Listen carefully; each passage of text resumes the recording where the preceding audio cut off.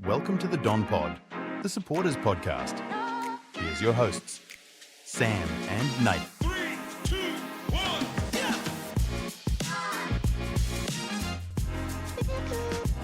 There's a big sound from the northwest of the town, but it's coming from Tullamarine. The Dons go third, their highest position to end a round since round 9 at 2013. Rather, that is, at this point in the season, this is the highest we've been.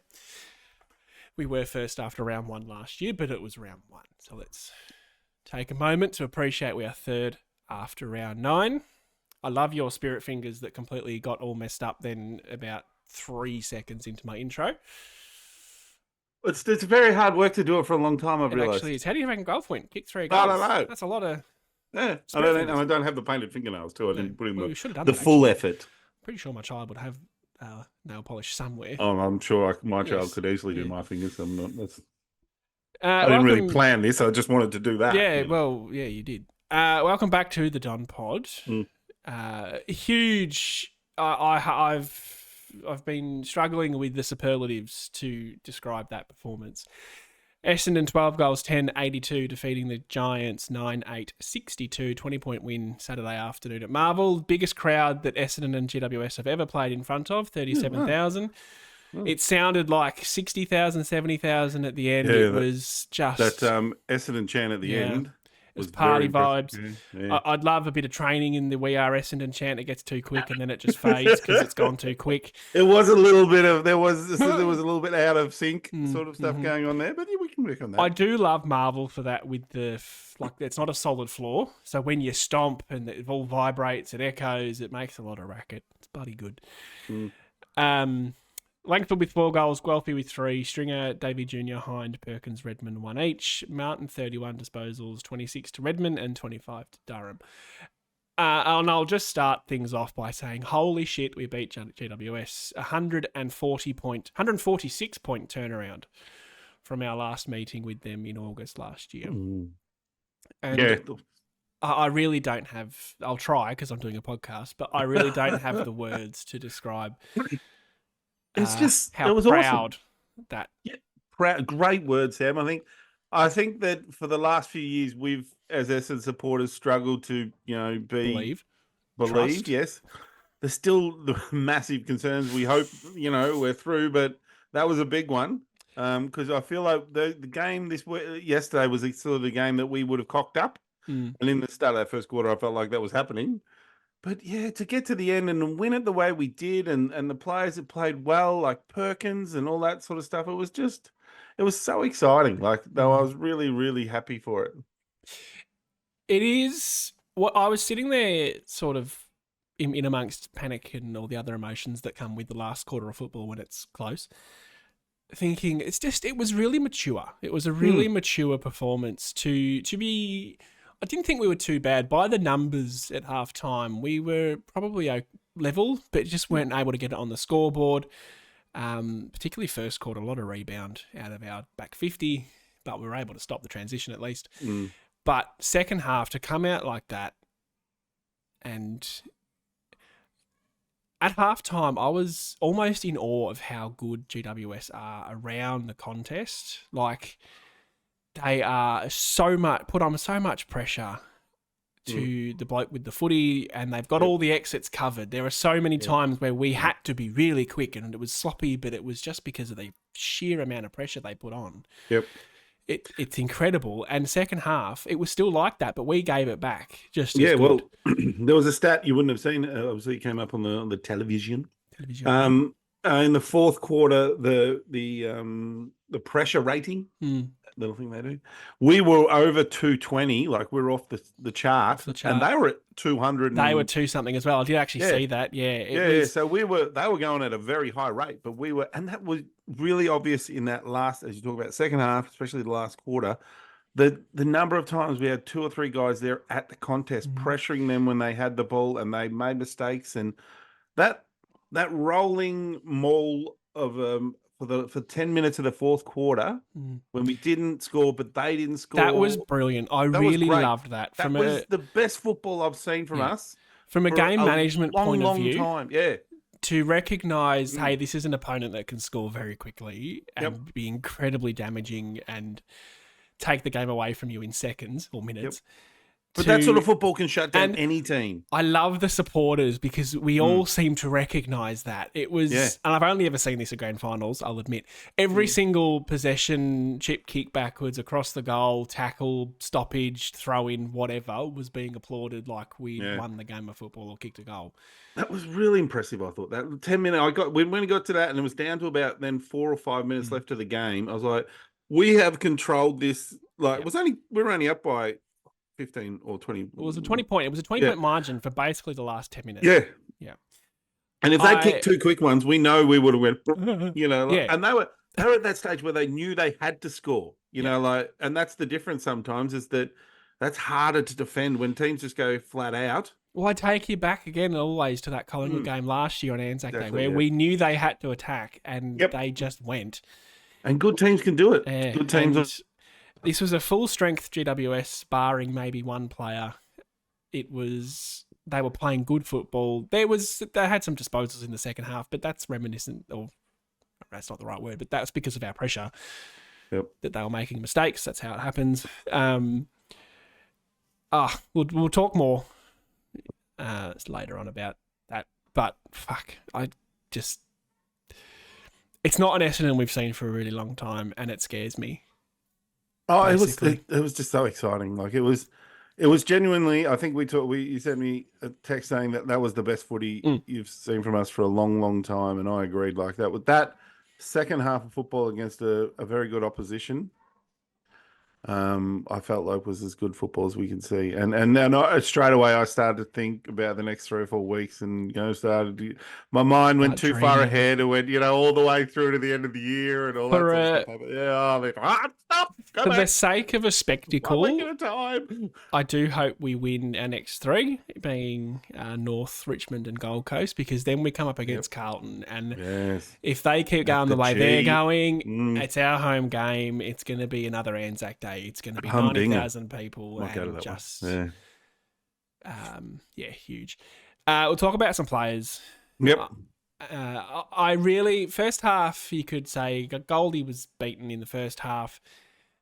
That's probably about the only concern I really had at halftime. Sam Taylor was doing his thing on Peter Wright, but that's okay. We expected that. And I thought Hogan was probably getting a little bit. Yeah, Hogan had a couple of.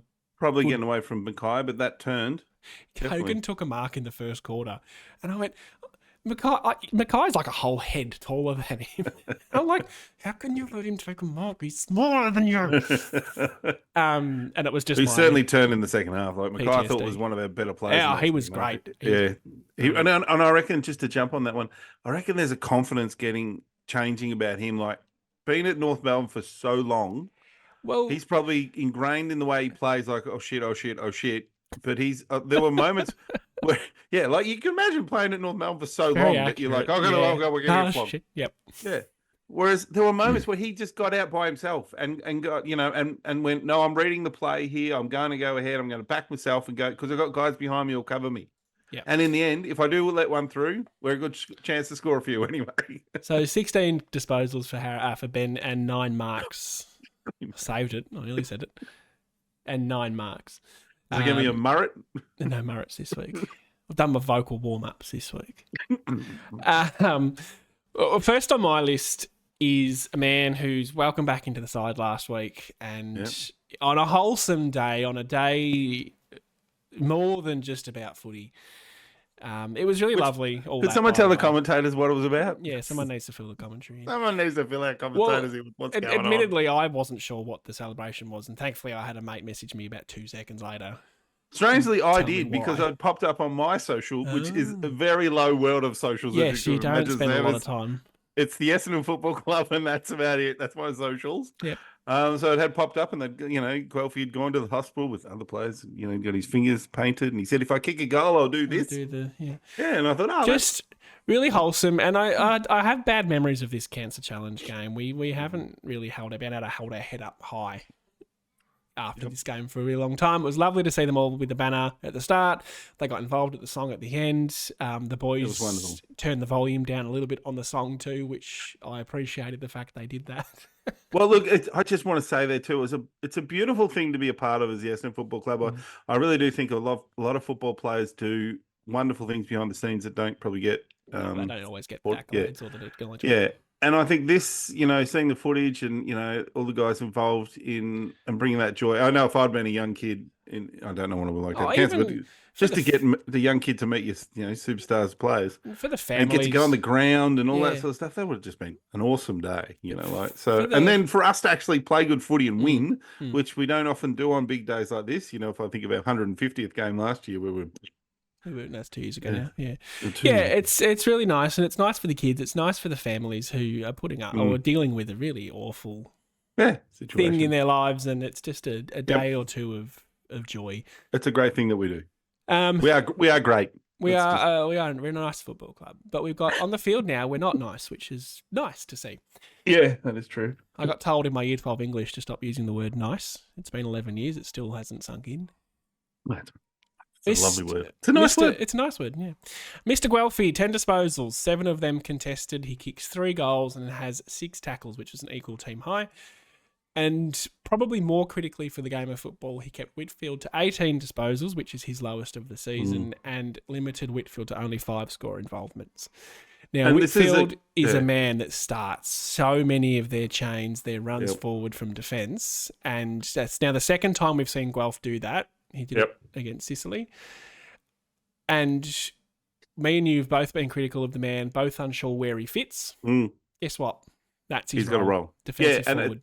Congratulations to the coaches too. I want to say, that is a great role to have in a team. And I've seen, a lot of other clubs do it too. Port do it with Pepper Power sometimes does that for them. And it's great to have someone that you can put on a player and say, just fucking hassle him because he's the one that's going to affect him. He's a damaging forward. Damaging defender, Yep, so it is really good. If he'd kept Whitfield to those numbers, I would have been happy. And similarly with Sicily, he kept him to very low and numbers. Kicked the 3 goals, right? Yeah. He's kicked 3 goals as well. And at critical moments, 2 in the last quarter, I believe. Yeah, all good set shots too. And beautiful long bomb. Yeah, that was a very good kick. Yeah. I don't even think he had the leg in him for him, to be honest. Yeah. Talk about making your own spot in that team, and it's just he's done it, and it's his. And if you can keep doing that, it's a big part of why we've improved that team defence. If you can stop that number one link in the chain, and they got out a few times, and then we were able to stop it further up. But the other important part of our defence that's working too, I reckon, is Kelly. Is that his last 5 or 6 weeks since the first couple of weeks when he played on the wing again. Since they put him back as a genuine defender. Yeah, and 17 touches. Massive difference to us. Yeah. 17 touches at 82% for Cal, 7 marks. Green kicked 2 goals, one of which wasn't on Kelly. That was a mistake by Goldstein / whoever handballed it to him. And Green had 11 touches and was meh. And it was I didn't like the crowd booing Green at the end. That's poor taste. But he had a shit game, and it was great. And and that's right. And if Cal got some love. He got some love from me, and I love being proven wrong. That's just my favourite thing in footy, really. But like the first few weeks of the football, we were looking at teams that were scoring against us, and there were a lot of small forwards. Like, when we looked at the numbers, small forwards were kicking 3 or 4 against us. And we were frustrated by that because we were saying, well, we've got Kelly. Why don't we put Kelly? But we're playing him on the wing, and that was just annoying. And then all of a sudden, something's happened at the club, and they've gone, hang on, we'll deal with that. We'll move Kelly. And you even mentioned, we play this guy in his natural position? The Collingwood game, who said, "Oh, thank God Kelly wasn't on me." Yeah, I don't remember who it was. Elliot, Bobby Hill. So his hit list is now impressive. Toby Green, Liam Ryan, and the Bulldogs geezer we don't like. Waitman, thank you. So impressive hit list, and I mean Toby Green is. Oh, that's right. It was Ginnivan in the first round. Oh, Guinea, yeah. Yeah, he kicked 3 or 4, and then in the second round, who did we play? Sydney. Oh, it was Papley. Yep. It was the other one that kicked 3 or 4 and made us look for him. We go, why isn't Kelly on him? But, like 2, 3, 4 years ago, whenever we got Kel, we were like, oh, small defender. Yeah. Praise Jeebus. Like, because it was a massive issue then. And then last year, going, why the fuck's he on the wing? And now you go, well, Maybe they had to build up his tank. Because even Maybe when they he was chucked him on the playing wing to build up his defence tank. under Rutten, he was playing on tools. Yeah. He never really played on a small forward. And Mm. like I said, I love hating a guy and then he proves me wrong. I really enjoy that in footy because it's like, it's improvement for the club. Massive improvement for the club. Yep, I agree. Next on my list, it's a long list of players That's because fine. I really struggled to Rip 'em find out, buddy. fault in any of them this week. Sammy Durham, 25 touches, 8 score involvements and 5 clearances. His Just clearance work was continuing beautiful. on, Yeah. hits it so hard, breaks the lines, runs, carries. Just, again, I sit there wondering what we did to deserve I want to Man throw of in the- another one there too, who you don't have on your list, but I think was as good as Durham, was Perkins. I literally just went to find his numbers. Yeah. 20 disposals, 3 clearances, 4 tackles for Perko, and a goal. And I say that one where he hit Langford on the lead, goal, bursting out of the middle. That where goal he- was good too. That The he goal kicked was that. good, but hitting Langford on the lead was way more impressive Yeah. to me because he was running through 50. I would not have blamed him for a second to have the shot. Yeah. Lowered his eyes and hit Langford on the chest. It was beautiful football. Yeah. But again, it's him. It's Caldwell played another good game. You know, like it's that midfield group. It's not real like Perkins. Sorry, not Perkins. Parrish didn't have a great game, but Neither did Merritt. he sort of looked like to be dealing with Caniglio, sort of rolling around with him, sort of keeping him under the chain. So, and I thought that's fine. That's what he has to do sometimes every week. You know, you got the other boys they were knocking up possessions and getting away with it. Bit like the shock of all shocks that Merritt hadn't had 20 by halftime. You know, like he was sort of just doing his thing and other guys were stepping up. And that's the improvement. It's the growth. Yeah, the growth we need to see. We have to see. I almost take more joy when this happens when Parrish and Merritt aren't having massive influences. I agree. Because it's the depth of your midfield, and it's always been an issue that it's Merritt, Parrish, and then not much else has been the It problem. has been a problem for us for a while, yeah. And to not only have, I mean, Merritt's been very good, but Das hasn't really played his best football. 36 last week, but that's about it. Yeah. For the other guys and young guys as well, Perkins and Caldwell and Durham, to just go, don't worry about it, boys. We got this. Yeah. And it's such a different dynamic to what Merritt and Parrish bring as well. It's speed, it's agility, it's breaking the lines. It's Perkins loves to take a tackle and shake those hips. yeah, love Shake it. those hips. Uh, Perkinated, I think. Isn't that the expression? You get Perkinated, yes. perkinated. We have a couple of old-timey names. I like it, like Archibald, Harold. That's probably it, but I do enjoy that at the thing. Two, huge. That's like 5% of our list. Is that maths? Mason. Is Mason an old? Yeah, but I can't, like Harry's Harold, Archie's Archibald, like Yeah, fair enough. Rusty Martin, 31 touches, 7 score involvements, 10 marks. I mean, he led the possessions for the team. I didn't think Butchered it was, a few fucking kicks out of bounds.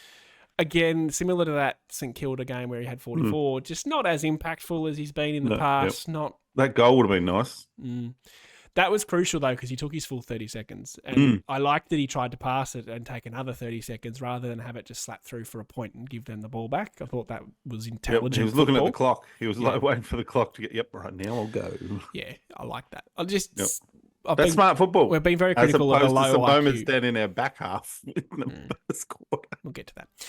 I've called us a low IQ football side we plenty, still and do. we've shown signs of it this year occasionally, but it's far less frequent. Mm. Mason Redmond, his best game for the year, 26 touches at 80%, kicked a goal, very long, beautiful goal in the second half. Some weird moments with him early in the game where he stuck his, I don't know if you saw him, where he put his hands up, and I'm gesturing now for the people in the radio world, where he just put his arm and the ball went over his, like he just sort of went to mark it and didn't, it was nowhere near his hands. I went, what are you doing? He took 12 marks. He did it like 3 times. And like one was like in the goal square. We went, that was, yes, that was shit. There was one half forward on the fat side where he just ran under it, but that was a serious floater. Like was it? Yeah, because it just looked like he's like, and I'm going, he's really misjudged that. I don't know what's happened there. My mate messaged me. And then the goal square, I just thought that was embarrassing. The goal square one was embarrassing. You're right. But the other one, my mate messaged me going, what the fuck was that? I'm like, no, that ball moved. All right. His best game for the year. He's been a bit funny. Even in the first half, I was pretty meh about him, but he really, as the whole team did, turned around second half. Goal he kicked.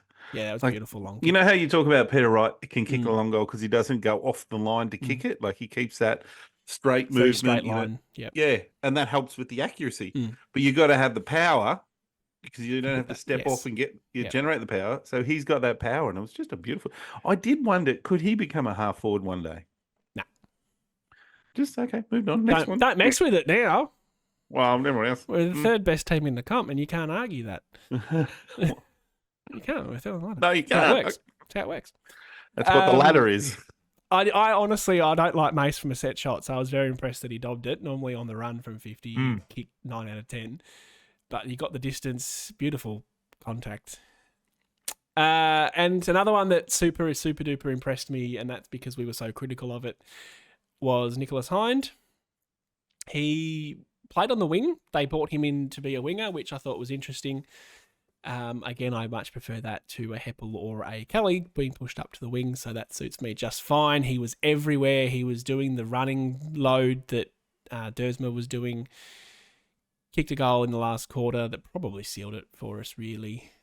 20 touches at 75%, 3 tackles and 4 score involvements. I really enjoyed his game. He really put a lot of pressure on and typified what we were trying to do around the ball.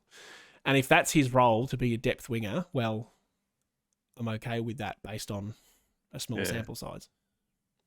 I thought his role was a bit more half back flank because he seemed to be chasing that Jones around a bit. Yeah, okay. Not Jones, the other one. Sorry, but the one helmet. with the helmet. One. Yeah, he's Harvey, quick. no, that's Harvey Jones is the other one that came on. I think he's Jones. It doesn't matter. He's Jones, I think. Anyway, you heard what I'm talking about. And I thought, well, that's a good matchup because we need pace on that kid because he is genuine, as you said, he is quick. Lightning. Yeah, he is quick. Light framed, but quick. Very quick. Yeah, so I was okay with that. Yep. I wouldn't say he was great as you're probably talking about, but he played a role. Okay, fair enough. I just, again, it's that lens of I wasn't happy with the selection, so low expectations equals. Yeah, but I more did see easily like impressed. we'll get to this later, but the VFL numbers were very good from a few players, and I'm like, well, yeah, it's pressure on spots. We like it. We like it. Yep. Todd Goldstein, I wanted to mention, poor first half. He was badly beaten by Briggs, who I reckon had about 6 clearances by half time. May have even led GWS. Yes, he had 10. He led the game for clearances, Briggs, with 10.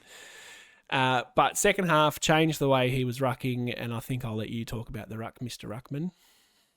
Well, the first quarter was horrible to watch, and I was very frustrated, in particular with Goldstein, because he was clearly letting Briggs push him out of the way too easily. Looked to be too easy sometimes. And you know, they're big boys. I'm not going to say it was easy.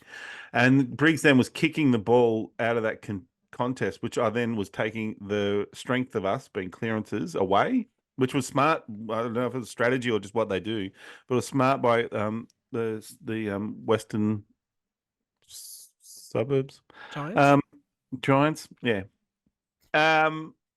But what I thought then that Goldstein sort of reacted to that by them trying to ruck from behind so that Briggs couldn't push him as much and sort of then he could just sort of get under him and sort of get the ball down more.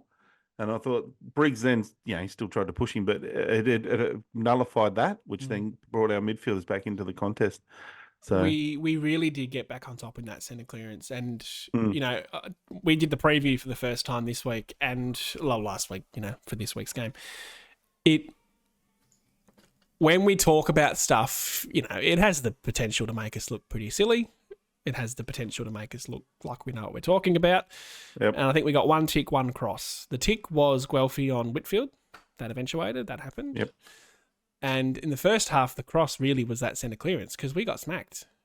Yeah. In the centre clearances in the first half. They were getting it out of there with ease.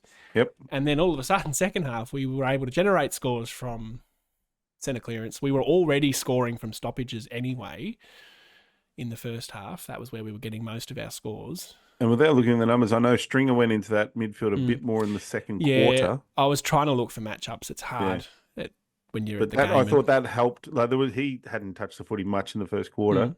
And then in the second quarter, he just had a few little moments where he just got the ball forward or got a handball or broke through a tackle as he does in those clearances. And I thought it opens up the game for the other guys. Yeah. And Tom Green didn't really have an impact. He had 34 touches, but it wasn't a damaging. Look, his work is inside and he did his inside work, but He didn't have the outside support from Kelly was good, but Caniglio wasn't as. Yeah, Caniglio was damaging first half. But again- he was the one that faded, I thought. Yeah. And then I want a quick shout out to Laverde. He's a difficult character for me. I really love the way he goes about it. It's just the end result lacks.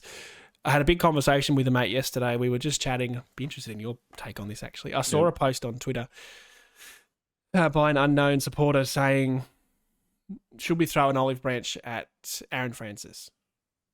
You know, pick 5, 26 years old, coming into his peak potentially, won't cost us anything. Is it worth having that extra depth back? No. And I was a bit like, no, there's no point in going backwards, but then it's that money ball. Anyway, so we're having a conversation with a mate about Lav. And I'm going to talk shit about players before the game more often. He wasn't brilliant, didn't set the world on fire, but he was authoritative in the air. He punched the ball and it went forward. He made good contact. He come off his man a couple of times and impacted the contest. Again, low expectations, so it's easier to impress me here. But he still did Laverde things in that. I think it was the second quarter, or maybe first quarter. He bumped someone after they kicked it. Wasn't much of a bump. That was the green one. Yeah, went down the field, and I'm like, but you don't need to do that. It. Yeah, that's dumb. I know, but that's one of my pet peeves. That little bump after they kick it, excuse me, either tackle them and actually, or just don't touch them. Yeah, or just don't touch them. Like they've got the kick away, let it happen. Because the only thing that ever comes from that is down the free, or if you do it wrong, you get reported. Like it's a bit of like an old fashioned tough act. Oh, got him. Get them. I did think. Oh no, I'll talk about that after. Sorry. I'll give you some numbers, some stats. My list looks short this week. I don't know what I've missed, but anyway. Well, I felt like Harry. Jones needs to work on his. They meant Jones. Yeah. Ben Mackay needs to sort of get a quick mention too. As I said, I was really impressed by. Yeah, well, I was just really impressed. We were talking about the back sort of few players, so just really impressed by the way he played the game. And as I said, I think he's really getting that confidence that we probably didn't see as much in the early few rounds. He was sort of playing a bit deeper, but I thought he took a lot more marks or a lot more contests up around 70 or 80. Just saying, no, I'm going to take lead my man, went up to a contest to influence it and did. Good set of hands on him. Yeah. He was able to intercept as well, which I love. He's now had 6 wins, so 2 more to equal. 2 more to draw. Wouldn't it have been unreal if it was the 8th would have been this week? Yeah. Oh, wouldn't that have been hilarious? And so it'll be against Richmond Dreamtime, which will also be Jake Stringer's 200th. But wouldn't that have been unreal if we'd had one more win on the board against, and he was playing this? It would have been his 8th win to equal his career wins with North. He's done it in 9 or 10 rounds with us. We got Fuck you, North Melbourne, you bunch of wankers! We got to have a serious party when he beats it. Oh, they should. I hope Essendon's media team is all over this and hoping to throw out some Twitter shit to North Melbourne to say banter. Ben's been with us now for 12 weeks. And he's got more wins than he's been in his whole career with North Melbourne. I might have to think about something for TikTok for that. Oh, definitely. Get on it. I want to poke that bear of North Melbourne supporters that think that there's. Yes. So we're going to lose to them this week. No, don't bring the vibe down just yet. So we were plus 27 disposals, plus 35 kicks, and we lost the contested possessions by 7. Again, no shame in that. They're a very, very hard side, GWS, so -7 is fine. The one that's interesting for me is plus 17 inside 50s. I think we're possibly missing out on a little bit of value for our entries still. So I think it's the way we're entering too. There's plenty to work on. There's a lot of kicks that are just going straight to their defenders. Straight to Sam Taylor, yeah, Sam Taylor and Buckley, was it? Yeah, they took a lot of marks. And that's like, I can think of a few moments where even it was Martin and Hobbs and a few guys, and Heppel, where they just kicked it and I went, who the fuck was that too? It just didn't look like an Essendon player was leading there, or there was 3 GWS. Well, they obviously see something. I know they see something. Obvious first half that when Peter Wright went into the ruck, it just left Sam Taylor. So when Wright went into the ruck, Mm. It left Sam Taylor basically alone, and he had that was probably his most dominant period of the game in this first and second quarter. Wright was in the ruck, and he just was able to do what he wanted, basically. They made the change in the second half once Langford got off the chain a little bit, and it sort of changed the game. And that's what made Langford's game so impressive, I thought, that he had Buckley. He'd beaten Buckley for the 3 quarters. So they moved the best defender in the comp onto him. That's right. They had to then move the best defender in the comp to him, and he had to be more aware of him. He couldn't, and he doesn't really play as a loose defender either. To Taylor's credit, he's not like a he's a one-on-one. He's elite one-on-one defender. Yeah. But then you could argue that helped. I felt like guys like Stringer and Guelph in that last quarter get freed up to kick their goals because Taylor now was really like, I've got to control Langford because he's getting away from it. Yeah. Langford could have, if they'd left that, he could have kicked another 2 in the last quarter because there were a couple of contests that were kicked to Langford. He had another beautiful delivery to his chest that he just didn't quite hang on to. Yeah. And I think that was great for us, and that's why I was so impressed by Langford's game. In that he influenced them to the point where that made them make a change. And it's a big... It doesn't happen to us a lot. No, like you think of when a forward or even a midfielder, the team's like, okay, we need to get control of this. They're getting away from us on this guy. And it's a big strategic decision to make for GWS because you've got Peter Wright, who's 2 metres tall, if you didn't know. Langford's 193 or 194. So to take your best defender off a bloke who is seriously the only real tall option... Yeah. That's a big call. So, yeah, huge. And Taylor's like 198. Like he's a big dude, yeah. Yeah, he's not a midget in any form. I was watching him down our end. He's unreal. He looks out of the contest completely. Yeah. And then boom, still manages to get the fist or mark it. And you go, huh? Mark, just the number of times there was one mark he took and I was like, there's no way. Oh, he's marked it. No, fuck. Yeah. I'll tell you what, there's a person at another team at the moment. He's the one I'd be trying to take. Yeah. I really I like watching GWS play. I like their social media. They're a fun team to be sort of paying attention to.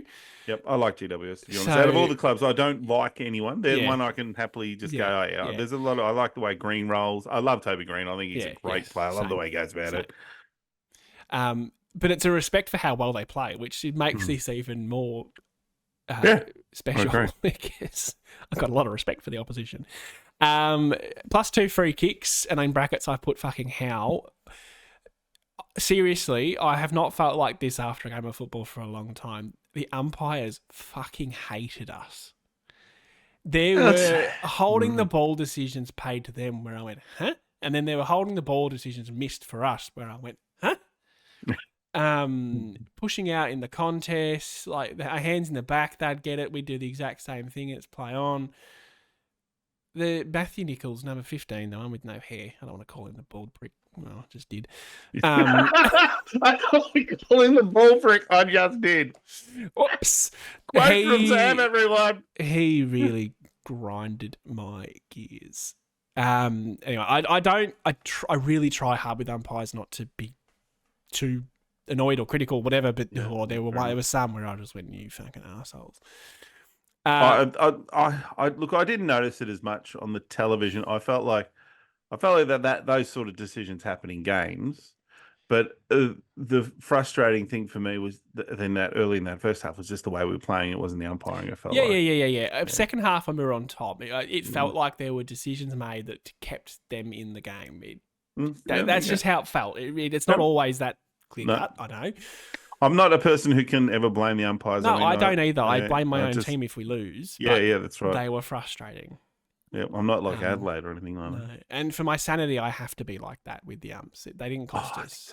Our own stupidity cost us. It's a lot easier to swallow. It's never that one decision. There's 120 minutes of football that, unless it was that one time that Dean Rampy climbed the post. Oh, well, that was shit umpiring because that was the AFL ticked that off too, by the way. Oh, and that was probably the bit that pissed me off more. Was the umpire. Maybe they didn't see it. It's quite clearly a rule. Yep. You're not allowed to do that. And they ticked it off as common sense. Anyway, that was like 7 years ago. Yeah, we weren't going to go back into that. Yeah. See, I hate Sydney. I don't like Sydney. +25 hitouts, -1 clearance. We were equal in the centre clearances and -1 stoppage. I actually felt like we did really well around the stoppage clearances. So, and again, we generated a lot of scores. I was keeping a note of it, but once it got close at the end, I stopped because it's too hard. Sorry, not sorry. Plus 39, plus 39 marks, which was plus 5 marks inside 50, which is a great stat. Again, Jesse Hogan scares the bejesus out of me. So, Great player. yeah, very good there. Minus 7 tackles. It was a hot game. So again, I have no issues with our output there. But we were plus 3 tackles inside 50, which was nice because we really let ourselves down with that stat last week. So I haven't got a lot of topics sort of written down to chat about this week, but I'm sure the conversation will flow because there is plenty to talk about. So one of the notes I've made is that, it impressed me a lot that we were 22 points down at the 8-minute mark of the second quarter. We were 10 points down at halftime, maybe 12 points down at halftime, and GWS kicked the first goal of the third quarter. Yep. So this is what I said earlier: the maturity, the mental strength to overcome that. And we've done this a few times now where we've got back into games.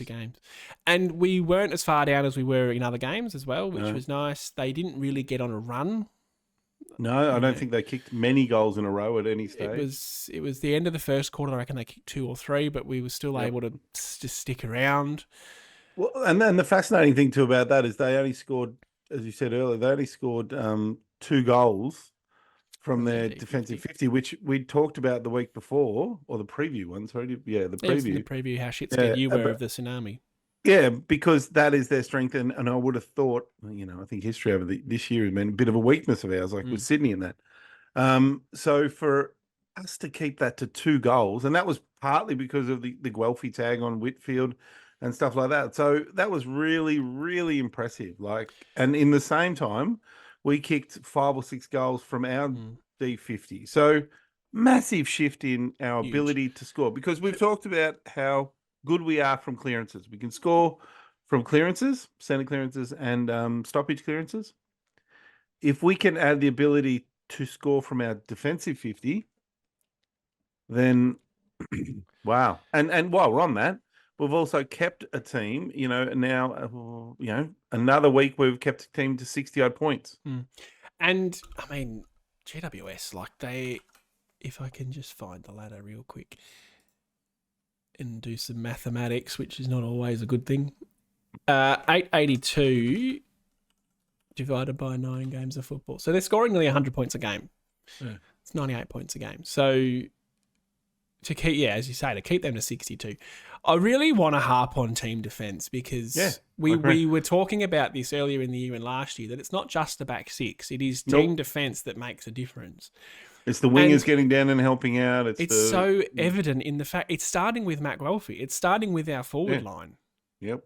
That's where the pressure that starts. Well, the pressure we're putting on when the ball's in our 50 of locking it in, and when they go to get a quick, like we got one of those. Finally, we had one of those where they kicked it in a hurry out of our defense, and we took them up. Yep. And we're like, "Hey, that's normally us." The other way. And they got out a few times where they were able to go from sort of one point of the defensive side of the centre square, and they were able to go straight through the middle out the other side, but they still didn't score. We were still able, and this is where it is the back 6, we were still able to shut it down once the ball went inside 50. They didn't have that free man streaming back to goal. No. So amazing. Since round 2 against Sydney and since the Port game, a team really hasn't gotten out the back of us apart from Collingwood. And that is that's deliberate. That's how Collingwood play, and they won a premiership doing that last year. And we drew with them.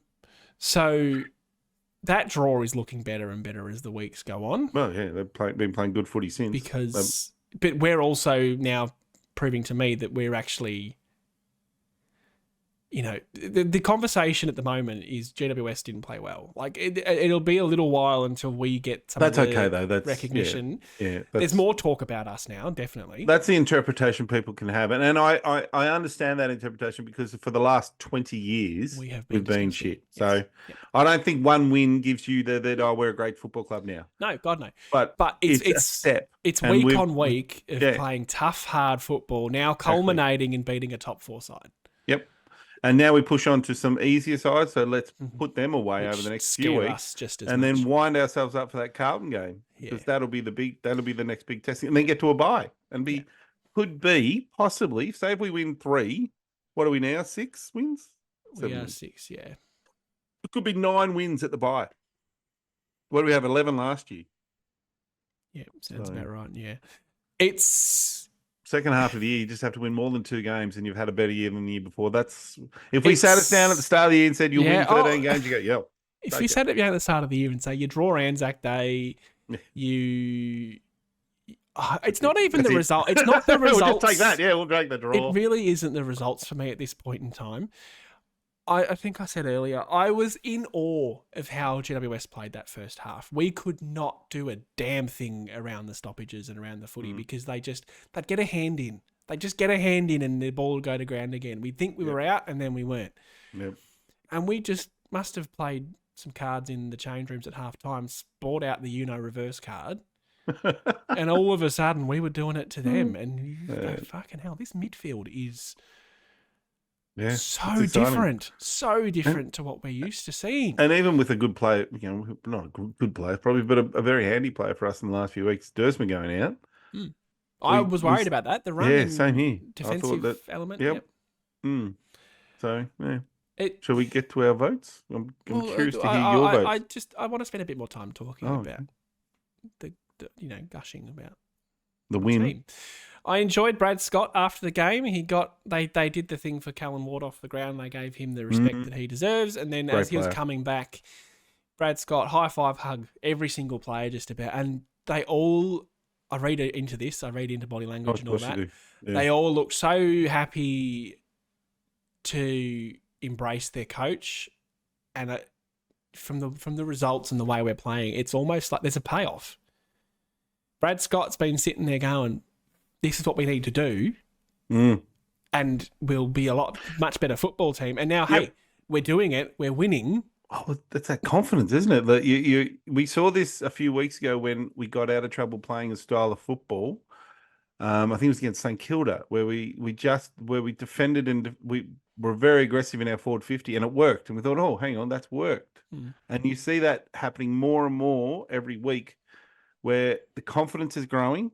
As you talked about, we came back from 22 points down. We got back in front and we won by 20 odd points. So that is confidence. And what we've lacked, I reckon, for so long at the club is confidence. And confidence makes Collingwood were the team they were last year because of confidence, because they knew we can come back from anywhere. Anything.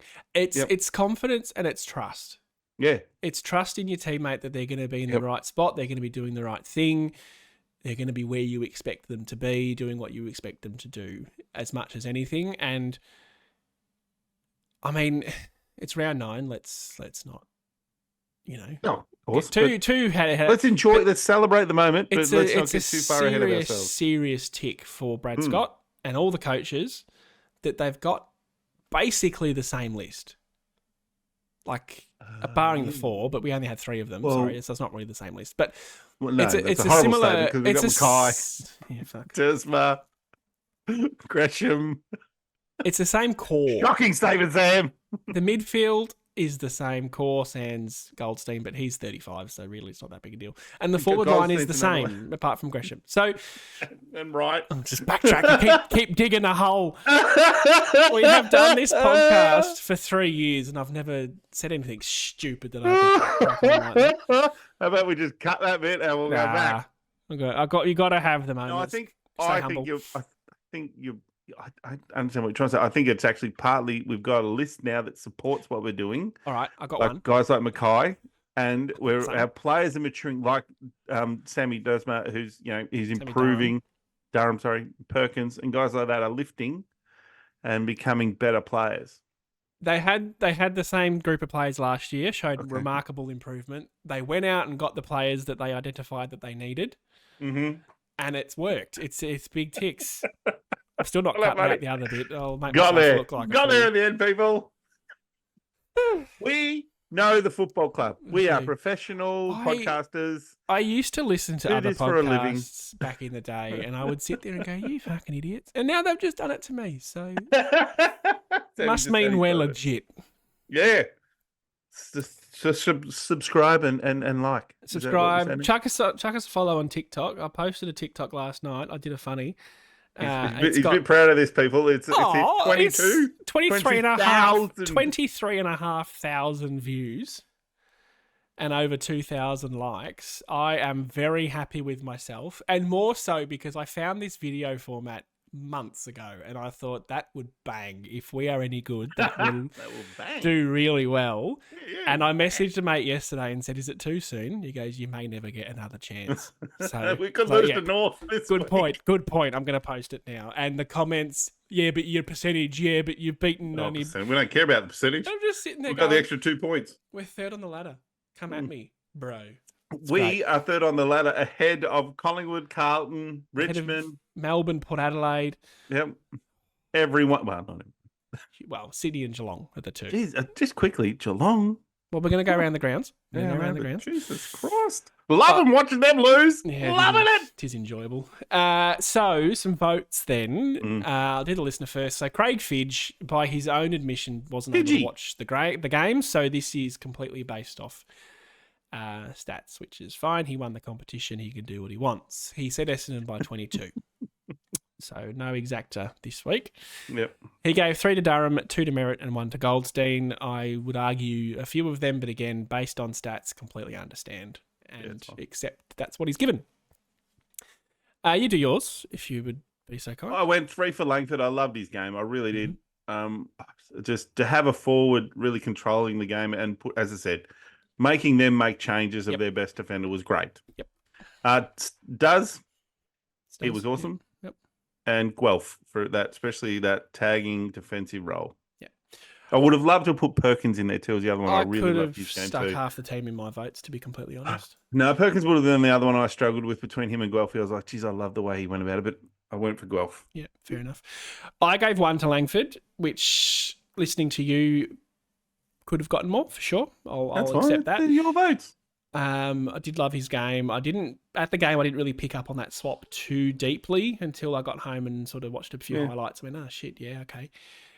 2 to Does. Again, just the pace, the speed, the silk, love it. I gave 3 to Guelphy. I think to limit their most damaging player in their most damaging asset in that tsunami and to kick 3 goals, I think that had the most impact on the game for us. So I know you don't like me giving 3 votes to Guelphy. No, it's not that. I just read the socials. Oh, okay. And I'm pretty sure there's a direct dig at Nathan at number 3. That's why it's in there.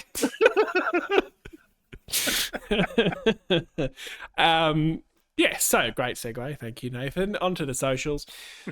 Stuart Gatt. I've cut his comment a little bit, so I've missed a bit, but that's okay. Bombers are finally playing like a team that are hungry to win. They are all putting in the effort and learning to play as a team, still making mistakes, but they aren't lying down. Pressure that they're applying is next level, and we still have plenty of room for improvement. Beautifully summarised the club because effort and learning to play as a team. We talked about synergy. The club's talked about synergy. It's getting there. We're still making mistakes. Yes, but we're able to come back and we're able to fight. The mistakes aren't killing us. Back, momentum, fight back, whatever. It's Heads great. aren't dropping. And the exciting thing when you're third on the ladder, there is still plenty of room for improvement. So much room for improvement. Some players that need to come in and out, really. We got players to come back. That's right. We'll talk about the VFL, but Zach Reid had fucking 25 touches. But even Setterfield and alert. Dersma who are injured and... no, not Desma. Oh, yeah, Desma. Sorry. Got that right that time. Ridley is the big one for Ridley's me. the other one. Yeah. Wow. He's the real one that I think they're the injured ones, and then there's the VFL form ones. I don't know what to do with myself. Like, we have so much depth. I just don't know what to do. It hurts my soul, but I'm just waiting for it all to go wrong. I'm shit scared of North Melbourne now. Yeah. As I keep saying, all these podcasts are please beat them by 60 points. Please let us beat them by 60. No, we need to get that percentage up. 10 goals. I'll take a 10-goal win. Yeah, fair. Brendan Painting. Langers is making me moist. Playing bloody good footy. Love hard eyes, red, black heart. I love that. I love that word, making me moist. It's the kind of thing I would come out with. So I really like that comment. Yep. And Matthew Armfield. If he's a relative of Dennis. This is showing that Matthew is a long-time listener. of the podcast because this goes way back. It does. Surely Guelphy is Nathan's favourite now. Go Probably Bombers. not favourite. Probably not favourite. Oh, look, I'm loving the role he's playing. We've always talked about what we've always had respect for Guelphy is his attitude towards how he plays the game. He tries. We've always talked about that. He epitomises effort is the minimum requirement. But I've never seen as a forward, he's always just played as a forward. And therefore he's just been, he kicks a couple and that's it. Whereas I think now having that defensive aspect to his forward role is that now like that's a really valuable part of the game. And he can do that well. He's a smart player. He gets around and does that well. Can I just gush about Brad Scott a little more? Cool. This is what I meant earlier with the same sort of players, is that Truck had Matt Guelphy. Yep. As you say, just playing as a small forward. That was it. One-dimensional. Good point. One-dimensional way of thinking. And we've taken a guy who was a fringe player at best to then you go, well, fuck, that's a really important role for that team. Well, really surely important. The biggest one then in that is Langford. I'm less impressed by that only because it was driven by circumstance in Peter Wright being injured. But still, you had to pick the right guy to do it. Yeah, and they did. They nailed it for sure. And I shouldn't just single out Brad Scott, obviously. It's a coaching group. But Brad does get the... he gets the criticism the heat when it comes, so he should get the rewards when they go the other way too. Yep. Absolutely. So Nath's going to get a Guelphy tattoo next week. And all right. His favourite If he kicks 5 against North, I'll think about it. We should paint our nails if he does that. Oh, yeah. On to next week. So, as we've mentioned a few times through Gritted Scary Teeth, North Melbourne, Sunday afternoon at Marvel. They are gritted, scary teeth. Trust me. I mean, if we're all out there as Essendon supporters. We know what we're like. all thinking the exact same thing. We're all thinking. No one wants to say it. I'd rather be playing fucking Port Adelaide again, to be honest, because I'll be like, yeah, that'd be a good challenge for us. But fucking a bad team. I hate playing bad teams. No one wants to say it because we all want to enjoy this high for a little bit longer. But this will take a long time to go away. This feeling of dread of playing the bottom, by far bottom. Well, actually, Richmond might not be that far. No, Richmond might not be that far behind, to be honest. Richmond have won a couple of games at least. They've won one. Okay, one. Against Sydney somehow. Yeah, what happened, mate? Anyway. Sydney's only loss, Richmond's only win. Stupid when you say it. It's bizarre. I don't think... I have faith. I have trust in this team now. We're probably going to do it at preview again this week. I'd say last week went kind of well for us, so we won't bang on too much. But we'll do another 5-minute one. We'll be 5 minutes. Another 5-minute one that goes for 25. Sure. 5 minutes. If you don't want to listen to that, that's fine. I'll say Essendon by 78. I've got faith. I believe in my team. Essendon by 60. 60. It might be the highest cumulative margin we've tipped by. We don't fucking trounce them by 60. I'm just so pumped. I really want us to win by 60 or more. And I want Ben just to have a great game. He'll have his hands full with Larky. Yeah, definitely. But he would have played on him a bit in the practice games and whatnot of training. Yeah, that goes both ways. Larky might know his weaknesses as much as true, but Ben, you think, can also be bringing a bit of knowledge to the club, saying, "Well, they like to set up like that. They like to do this. Yep. They like to make sure he gets out, and all that sort of stuff." Geez, they would love to beat us, wouldn't they? Fucking oath they would. Imagine the fucking socials if we lose. Jesus Christ. It'll be meltdown. And this is why I've put that TikTok up, for example, because it's all too fleeting in life. You just got to enjoy it while you've got it. Yep. In all likelihood, we will do what we're expected to do against North, but there's just that little bit of us in the depths that don't trust our football team. A little bit of we will come out, VFL, 11-point loss to Williamstown, which I was actually surprised. I checked the scores and we were pretty comfortable for most of the game and then checked them again and we lost. So...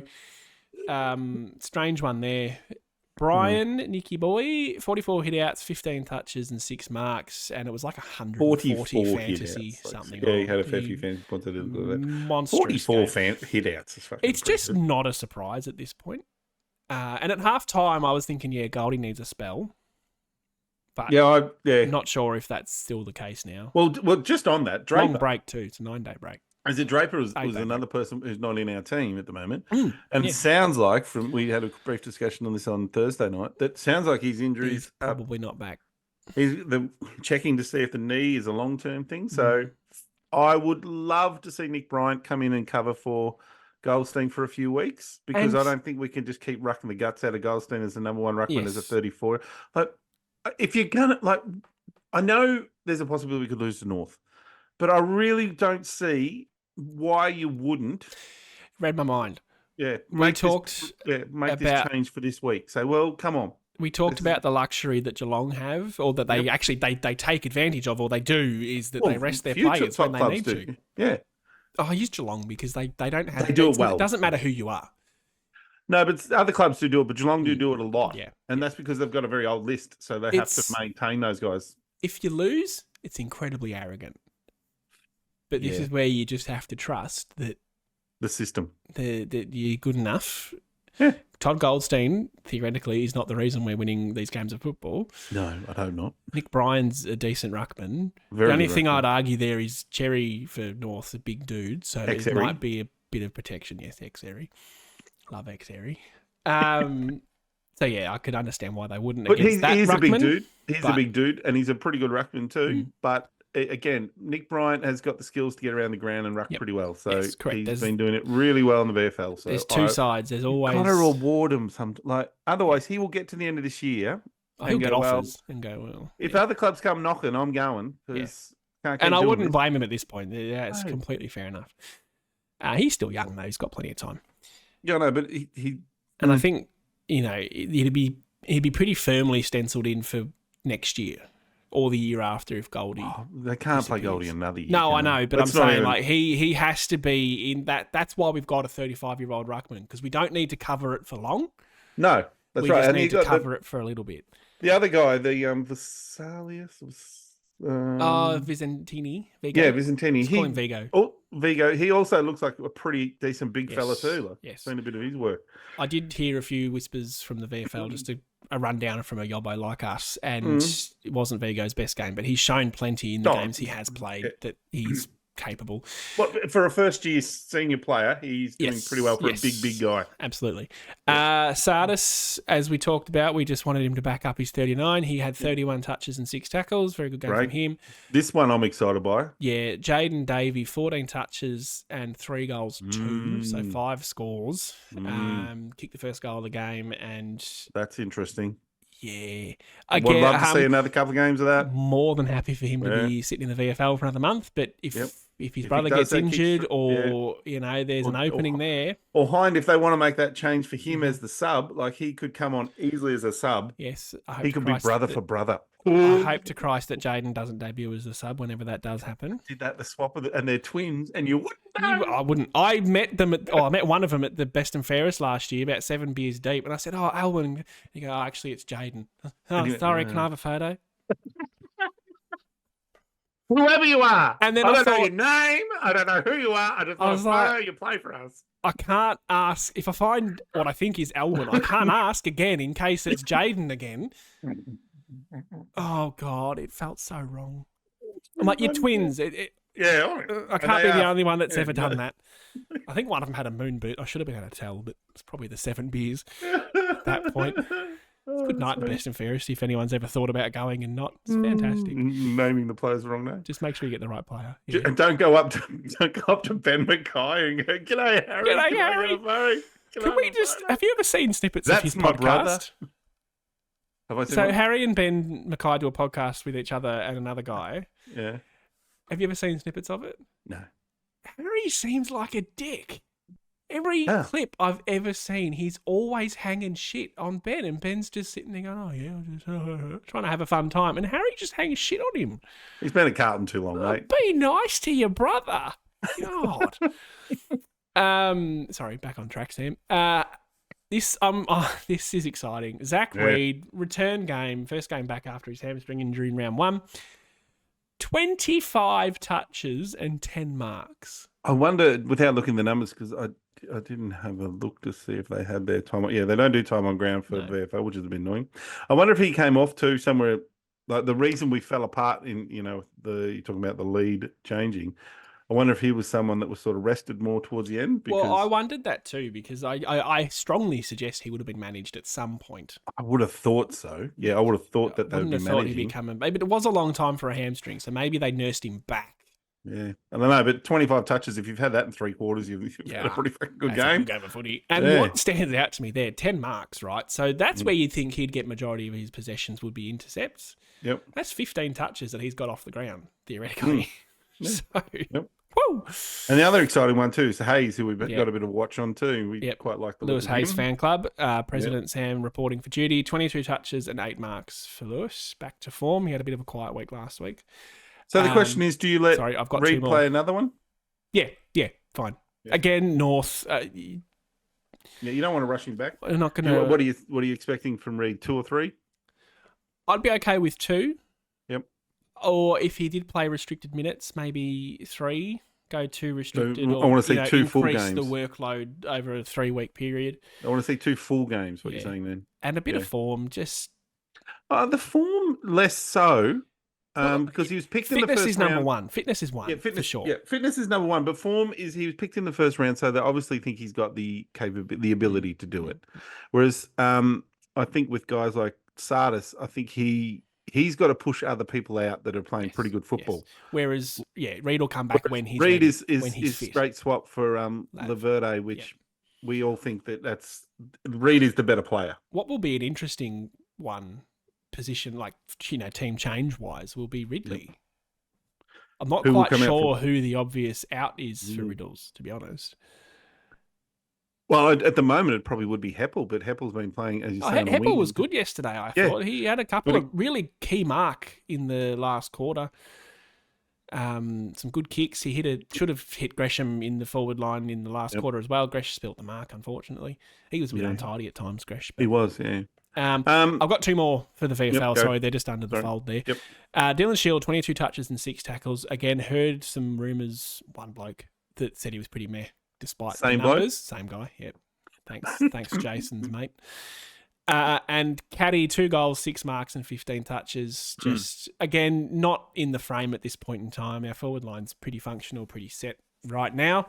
Yeah, he's But an injury away, really, at the moment, isn't he? It's just keep an eye on it, and he'll get a go this year, I'm sure. Because I thought Jones was fine. He didn't have a great needs to game. work on his kicking. I did have Yeah, a well, giggle. he does. Zach He's always Merritt very good. got interviewed after the game. Yep. I was watching this on the train on the way home, and he got asked the question about, in a league where set shots aren't always a gimme, basically, how does it feel to have Kyle Langford in your team? And my mind immediately went to Anzac Day. I thought, and he goes, "Oh yeah, it's great. I might have to have a word to String, but." I thought, please do, Jakey boy, on the run from 50, no worries. 20 his metres set out, shots have turned straight in poo. front. Oh. And it's like, you had 3 or 4. And they're missing by a lot. They're not they're just absolute like hitting the shanks. poster. They're nearly going out in the full. Yep. Yeah. Love Jakey. I mean, it's fine, but your hips are real. You get in your head. Harry was the same. Harold missed 2. It was long set shots, but they weren't particularly tough angles. No, he should have had one. Like I think because one of them, he got to have a look at. Like he missed the first one, and then had the second one from basically had a the cider. same Really, shot. he thought, Yeah. well, I've had a look at this now. I should be, and you're under the roof. It's not like there's a massive breeze blowing from the left. Yeah, no, we all blow on the wing. You go, as they kick it. Yeah, Okay, makes a Yep, difference. It's interesting. But again, So the what forward we're line's saying though functioning is, quite well. We don't need to Yep. worry about Caddy. but at what this we're point. saying is, for the first time in forever, For the first time. I know you do that. in forever. I'm actually surprised you know it. That's Yeah, I know. First time in forever, there's pressure from our VFL players. Can you And in remember a time when all we've gone lines. through a list like 4 or 5? Well, he could get a game. He could get a game. Yeah, well, he's pushing. and it's across. But we all would've lines. thought- It's impressive as hell. Yeah, so hopefully we can say that again next week, because I don't mind the Davey for Davey, because although Junior's been playing okay. He kicked a lovely goal. That That goal, was a beautiful goal, first time wasn't we it? kicked. He's football at its most simplest. Just Yep. boot the fucker forward and let your small forward do his job. Watch me step around you and make you look like a fool. That was right in front of where I was sitting, and the noise the crowd made when that went Did you through stand was up? Lovely. No. Shall I tell the people my story? Can if you want. Sam got in trouble at the footy. Well, I'll let the people decide if this is warranted or not. I don't think it was, personally. Mm-hmm. But whoever does think they're in the wrong. So I have seats at Marvel of my membership, but I never sit there because normally with the games at Marvel, I try and tee up with a mate to go and I sit in general admission. I don't care about Marvel as a ground. I sit wherever. Mm-hmm. So the first time sitting in these seats and, Marvel... Oh, it doesn't matter.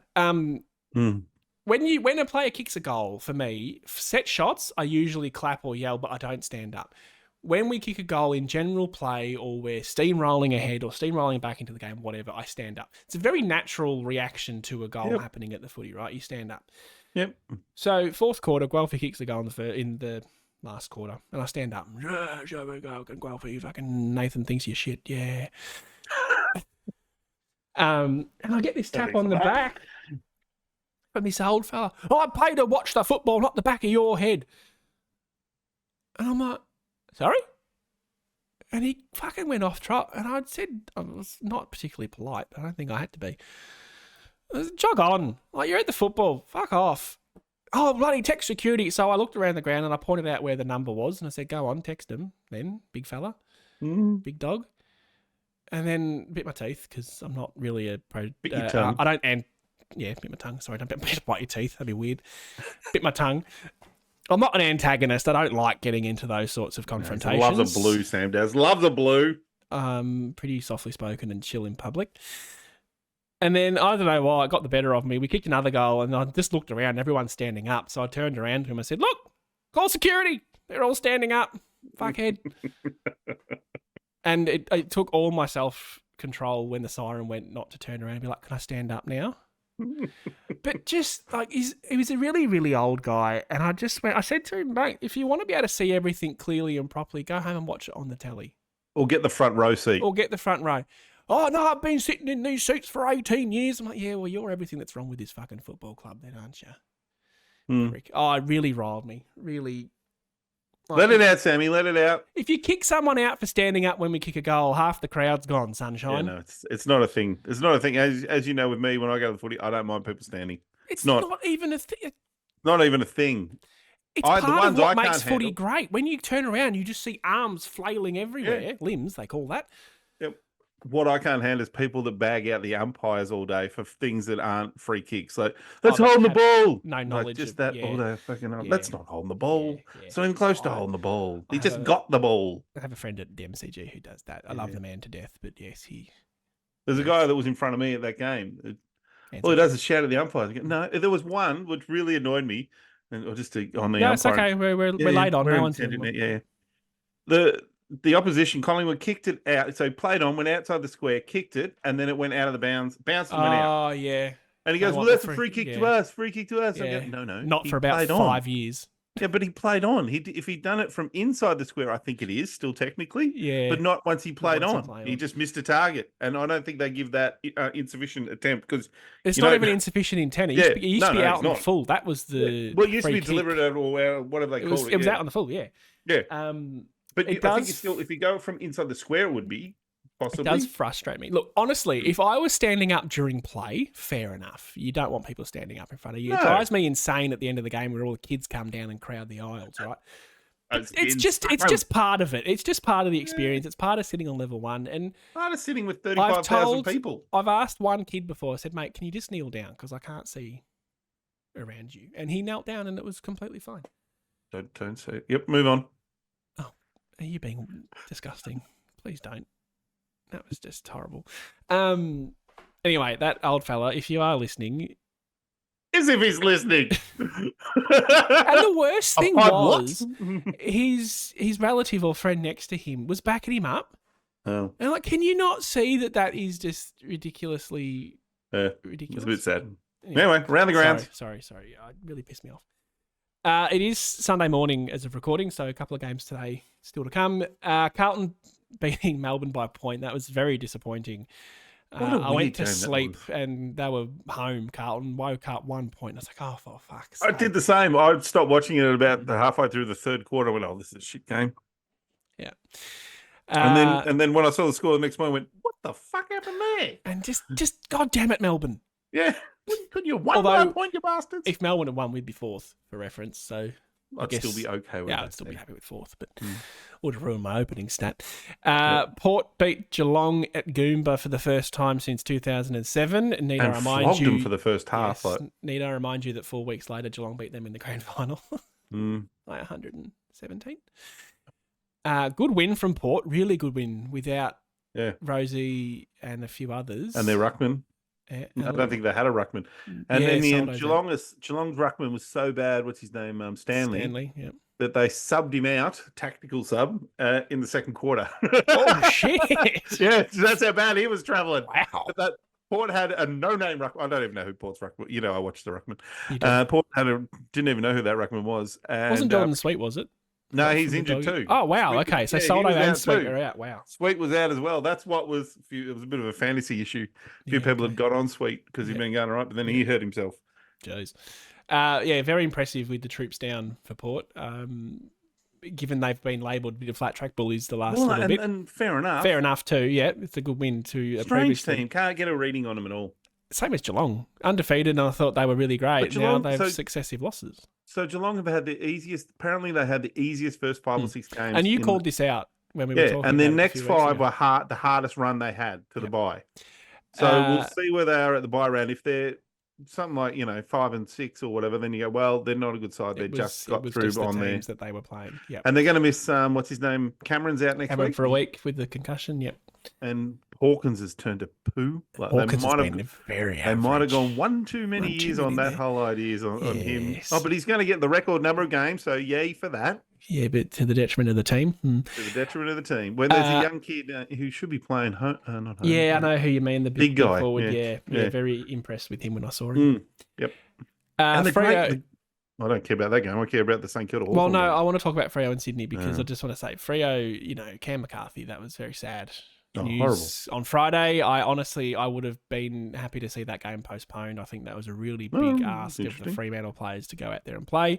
Yep. Pearce and Fife were both visibly upset in the pre-game. Yep.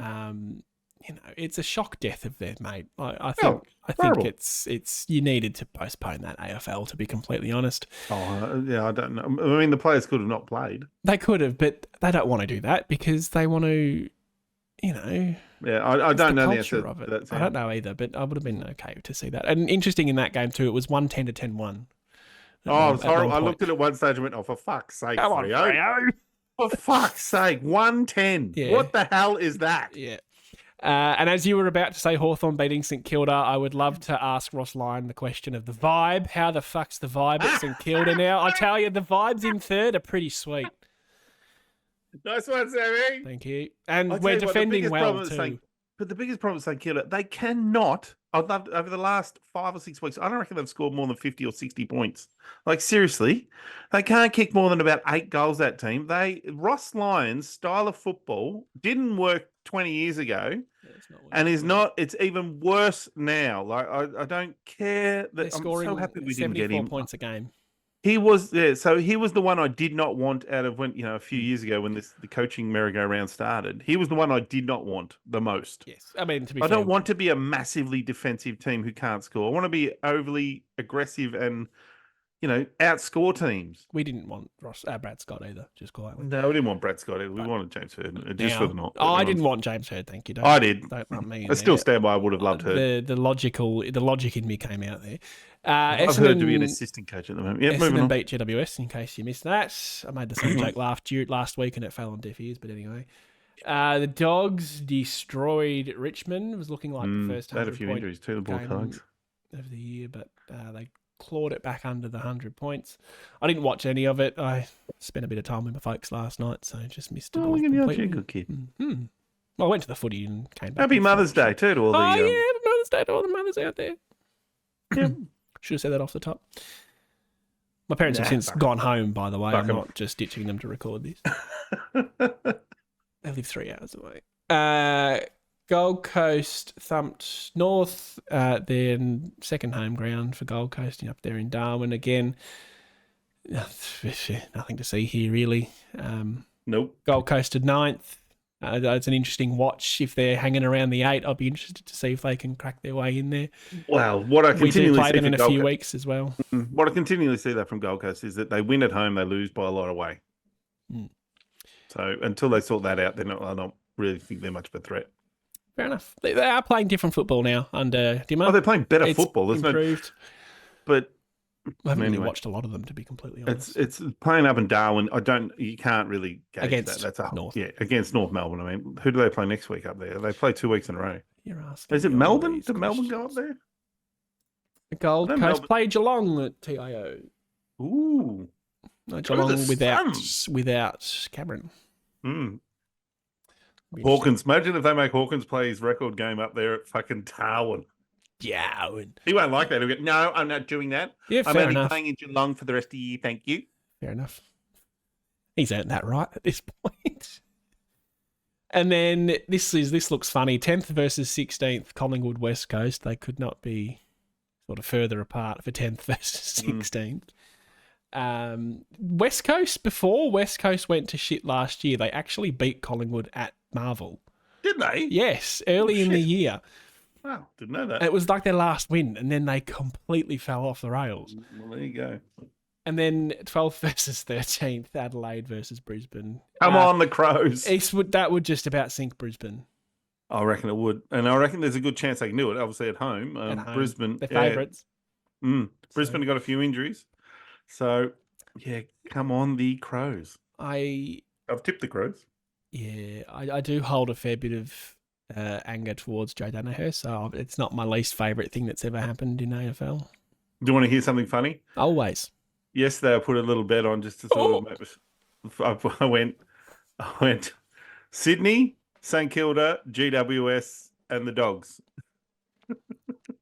I think I'll pick GWS and thinking that that can be my reward if we lose. But you got 2 wrong because of St Kilda. Yeah, so I didn't expect Sydney. Sydney were paying $1.25, 35 something. I thought, that's not bad odds. They should win 2-horse race. Yeah, 2-horse race. They should win that easily. Nope. This man's and another friend's logic with football, when a team's like $6 to win, it's only a 2-horse race. It drives me up the fucking wall. It's not how it works. Well, it worked that way. Drive me insane.